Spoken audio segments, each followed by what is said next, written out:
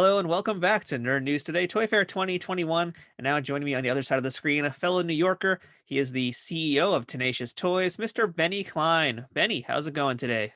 Hi, good. How are you? Doing all right. Thanks for chatting with me today. We were just talking off camera about how I first actually ran into you guys. I'd been aware of Tenacious Toys for a while, but I was actually at the last New York Comic Con where I ended up spending a whole lot of money for myself and my friend Tim. So our wallets, thank you very much for everything that you've given us. And my wallet thanks you. So let's just jump right into toy stuff here. And first things first, I want to ask you the same question I'm giving all of our guests this weekend. That's Benny. What was your favorite toy as a kid growing up? Oh, geez, favorite toy as a kid, man. Well, I had a lot of toys. I have two older brothers, so I did inherit 10-year-old toys from my two older brothers. So kicking around, we did have the old big GI Joes. And then when I was a kid in the 80s, like we had the little 3 3/4 inch. So small figures like that were always super cool for me, but I'm a car guy. So actually I was really into like Mask. Right around this, I grew up right after Mad Max came out. So there was a whole line, and I don't even remember what the name was, but they're like very post-apocalyptic vehicles that were like bigger like this. And I literally can't remember what those were, but Mask was one. Transformers. I traded my original Optimus Prime to my neighbor for a Metroplex, I think. Is that the city, the white guy? Yeah, it's Metroplex. Yeah, that's a heck of a trade. Well, I regret it because now that I'm a 40-year-old adult, I wish I had the original Optimus Prime in all its glory. But Metroplex is cool. Like I like it. I was a spoiled child, so I did have a lot of different toys that I really enjoyed. And I actually had a friend who had the the USS Flag. So I wasn't on that level of like rich spoiled kid. I was like slightly below that level, you know. But yeah, those are some of my favorites.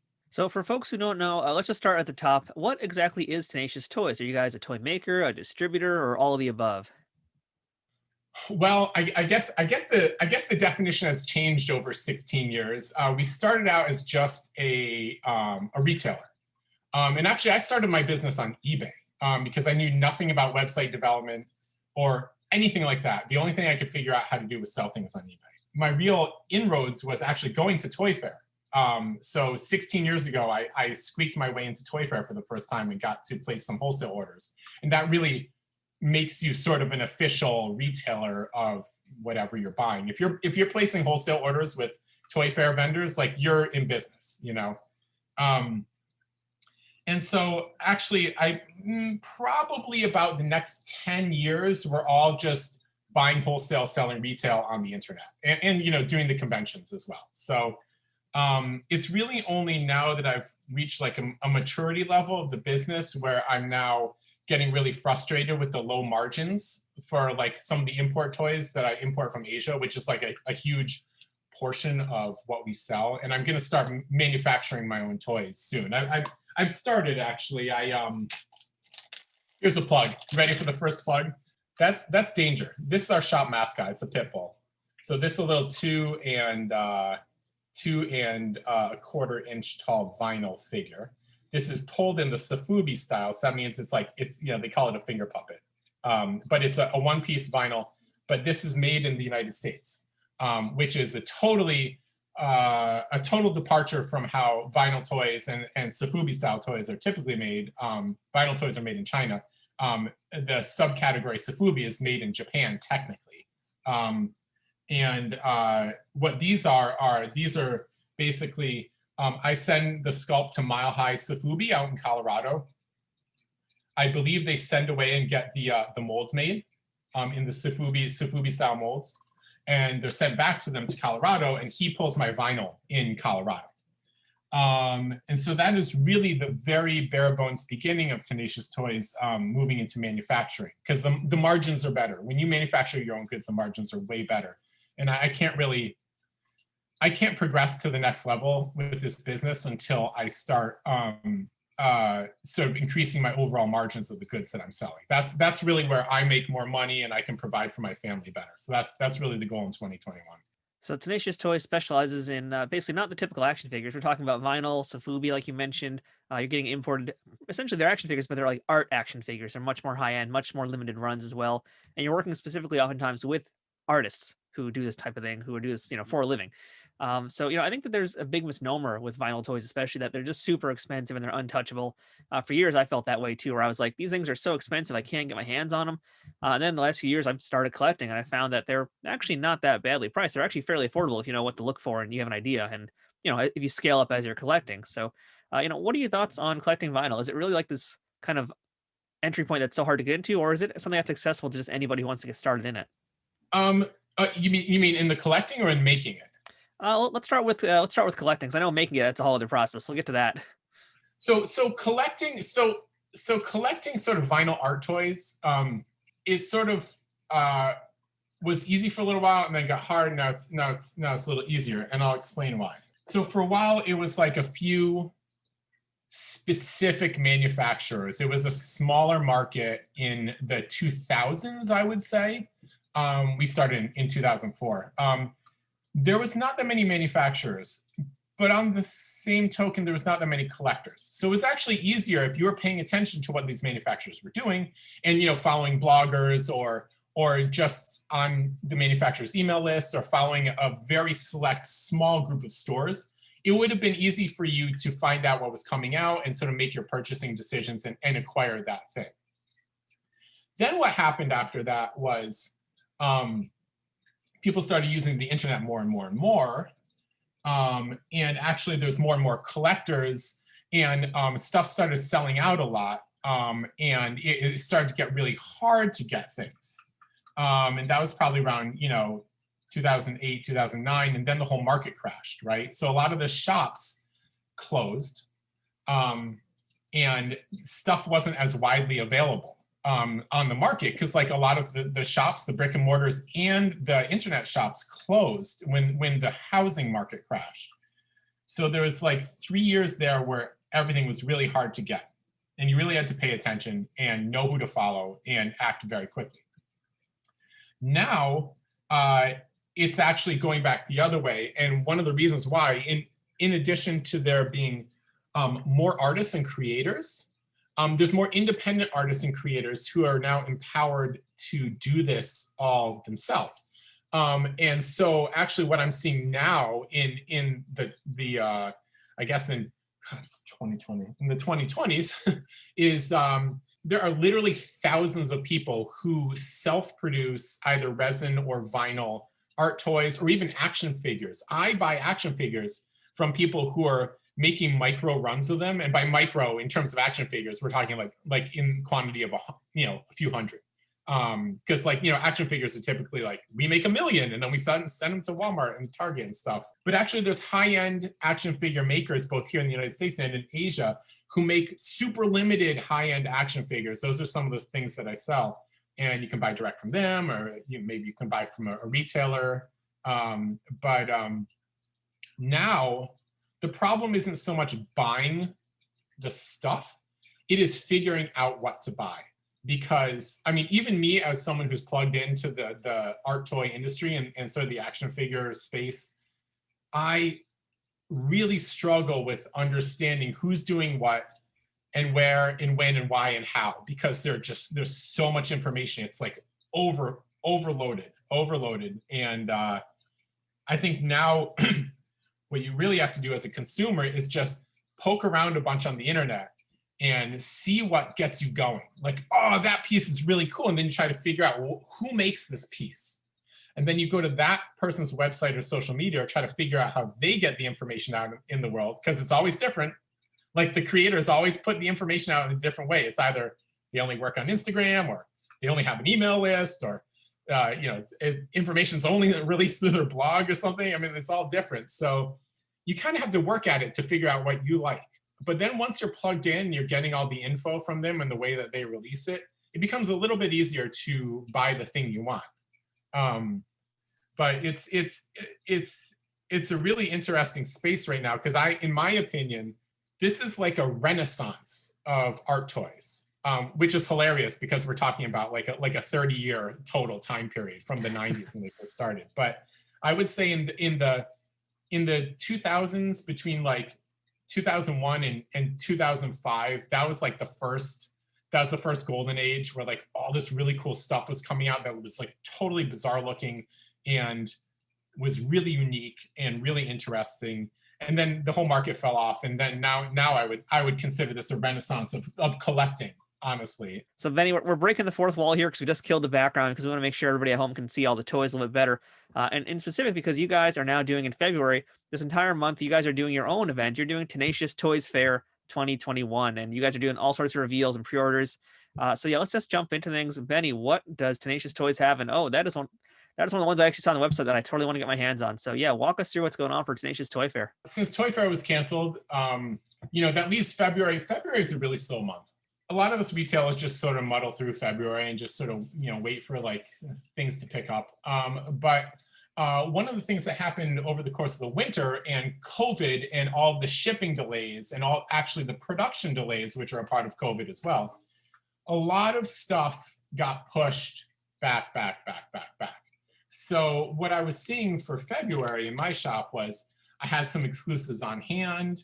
I had some exclusives incoming. I have a bunch of artisan toy vendors who can make stuff for me, like sort of like very quickly.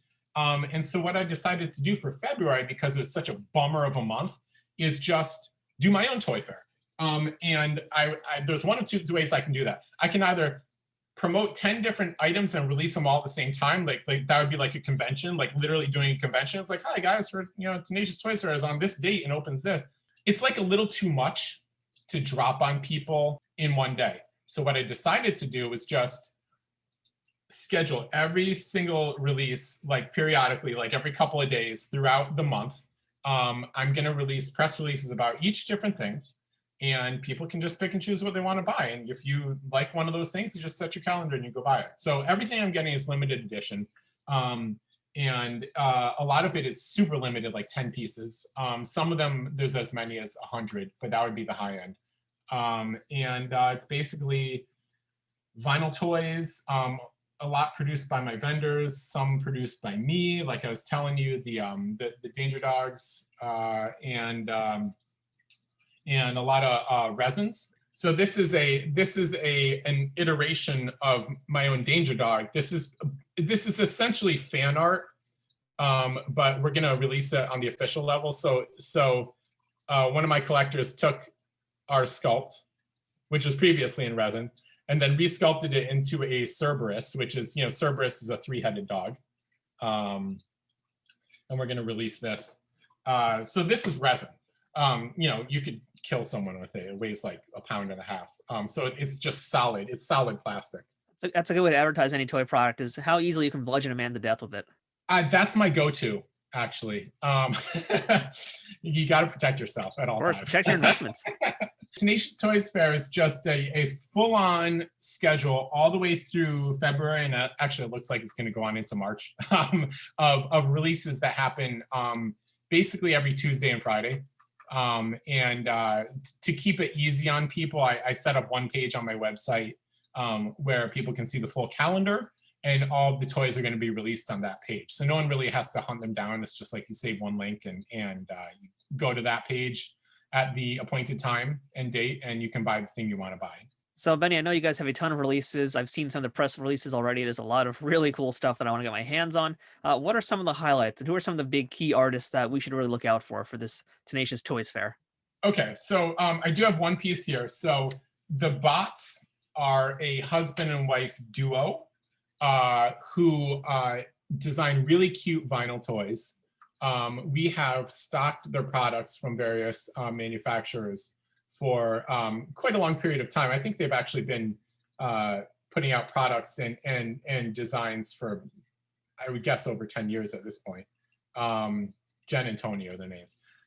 So one of my vendors is UVD Toys, and UVD Toys has put out this figure initially as a lump of coal for Christmas, designed by the Bots. But then, of course, the vinyl toy strategy is the tooling is extremely expensive. So you actually need to release many different color variants of the same sculpt in order to make it work. So there's been some exclusive releases of this. This is the stone. This is the space stone. Oh, there you go.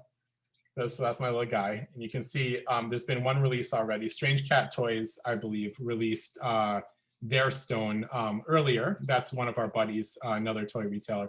This is the space stone. I do believe there's going to be 5 of them, so you can, complete your gauntlet of plastic art toys. This can be $20. There's 100 of these. It's 2 inches tall, made of vinyl. And that is one of our releases. That one I have slated for, hang on, February 12th. I actually have Danger. Danger is a 5-inch toy as well with articulation. This is also made in the Sofubi style. It has 2 parts, so it's a little bit more complicated. But I have a DIY version of it. But this and this version, the small one, they're going to be in a cotton candy marble. So my vendor, Mile High Sofubi, can marble vinyl so that the figure comes out in a random combination of colors. And every piece is unique, like every one is different. So it's kind of a really cool thing. And I found that the people who collect Danger Dogs really enjoy the marbling. Let me see if you can see this. Whoops. This one's marbled in about 4 different colors. It's got, turquoise and orange and brown. And he did this. This is a test shot for me. This is basically like, hey, Benny, I can make these marbles. Like, what do you think? So at the end of the month on the 26th will be some cotton candy Danger Dogs.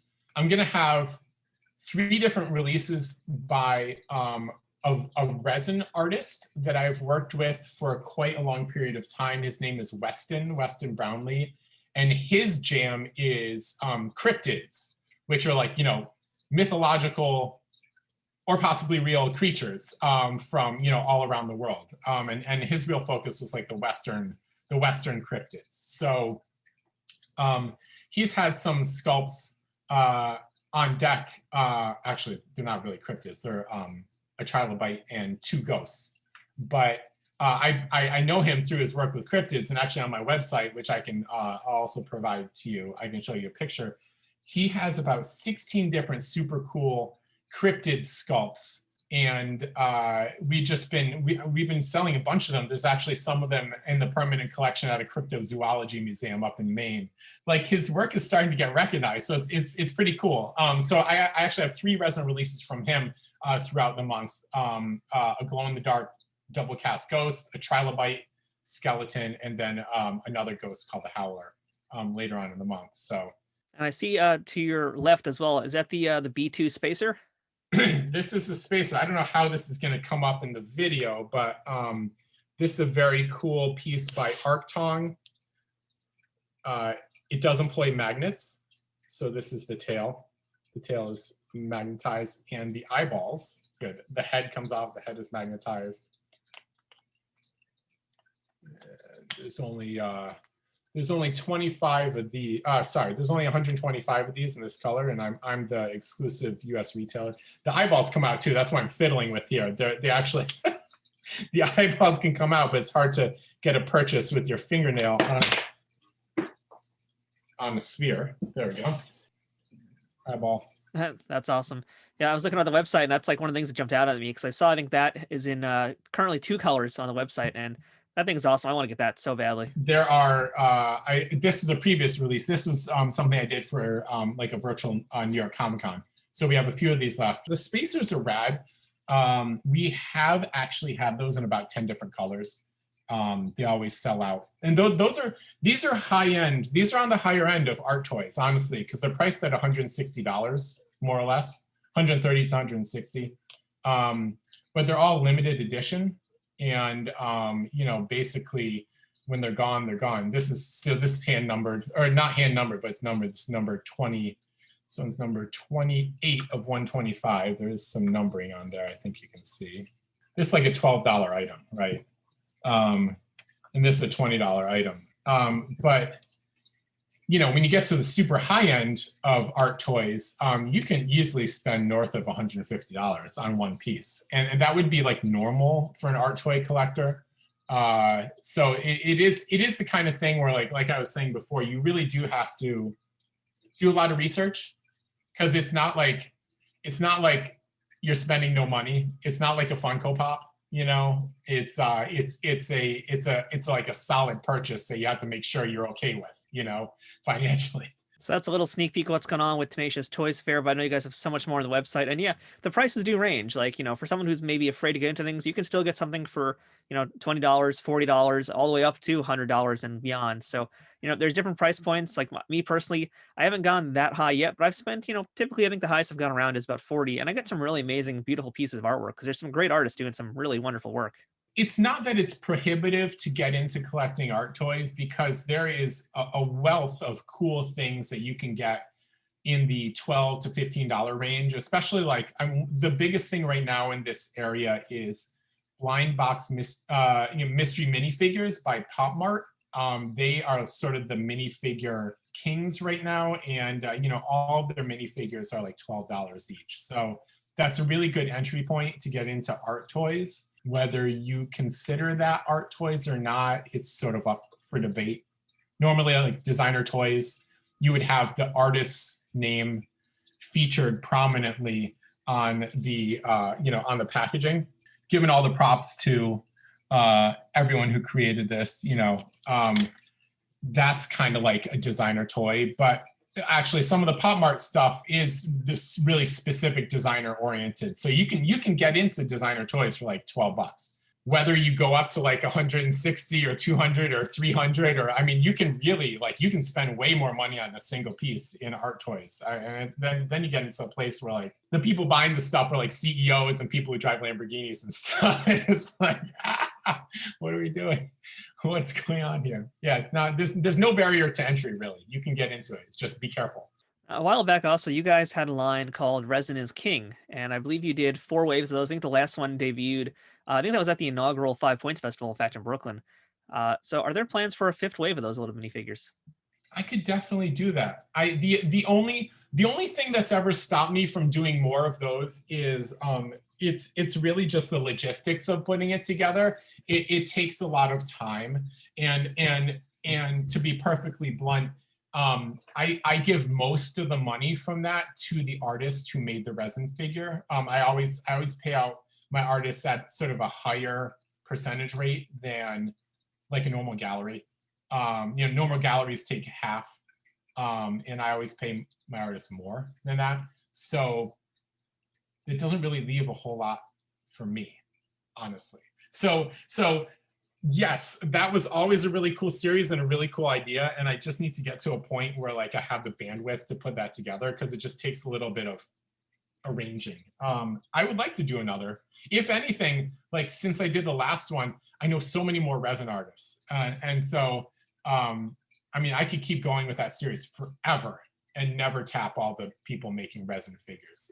So yeah, maybe I'll do another one soon.